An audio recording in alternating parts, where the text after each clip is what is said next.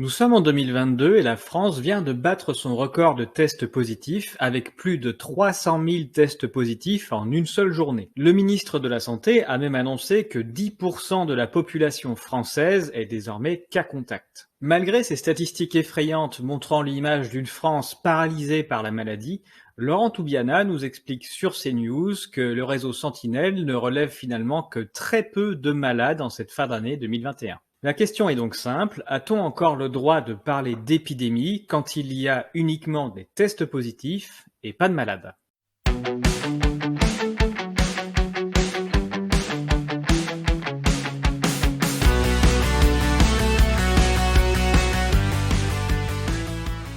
Depuis la généralisation des tests, la psychose n'a jamais été aussi loin. En mars et octobre 2020, il y a vraiment eu des hausses du nombre de malades et de décès.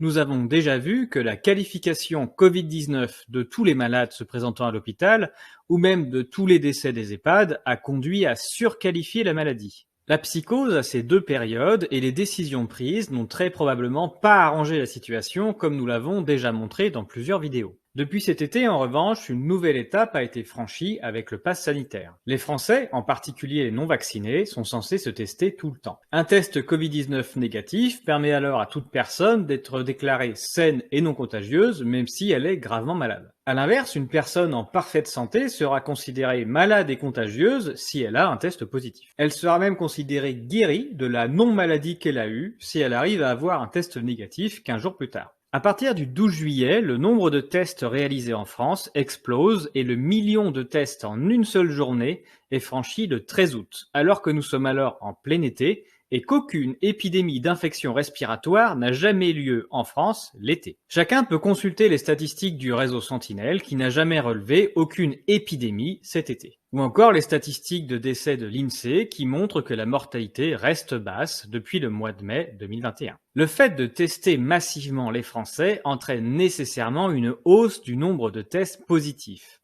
Tout l'été, la France comptabilise entre 10 000 et 35 000 tests positifs tous les jours. Encore une fois, sans hausse du nombre de malades ni hausse de décès. Cette vague de tests, et donc de tests positifs, a été appelée la 4e vague. Elle est totalement artificielle. À partir de cette date, la nouvelle politique sanitaire de la France a terminé de basculer. Il ne s'agit plus de soigner les gens et de gérer des malades, mais de faire baisser des indicateurs. Cette hausse artificielle du nombre de tests Covid-19 réalisés augmente mécaniquement le nombre de patients déclarés Covid-19 à l'hôpital. En effet, plus de 11 millions de patients français se rendent à l'hôpital chaque année et rappelons que parmi tous les Français qui décèdent tous les ans, 1 sur 2 décède à l'hôpital. L'hôpital enregistre donc environ 300 000 décès tous les ans.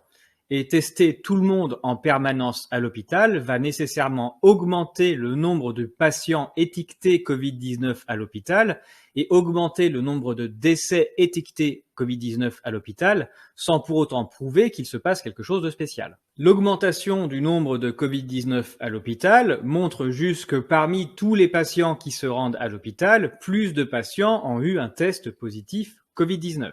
Et cela ne veut pas dire que leur cause d'entrée à l'hôpital était la Covid-19.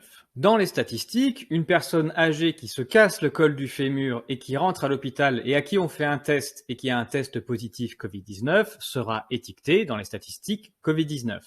Et d'après le rapport de l'ATIH, nous avons vu que sur l'année 2020, environ 20% des personnes étiquetées Covid-19 à l'hôpital y sont rentrées pour une question totalement différente. Il faut également rappeler que les hôpitaux ont intérêt financièrement à déclarer un patient comme infecté par la Covid-19 car les remboursements sont plus élevés que pour une infection grippale. Les statistiques hospitalières sur le nombre de patients Covid-19 sont la conséquence du nombre de tests Covid-19 réalisés, la conséquence des intérêts financiers à déclarer la Covid-19, la conséquence de différents protocoles et ne révèlent en aucun cas seul le fait qu'il y ait une épidémie qui augmente le nombre de patients à l'hôpital. La 4e vague de cet été s'est arrêtée lorsque les Français ont arrêté de se faire tester tous les jours.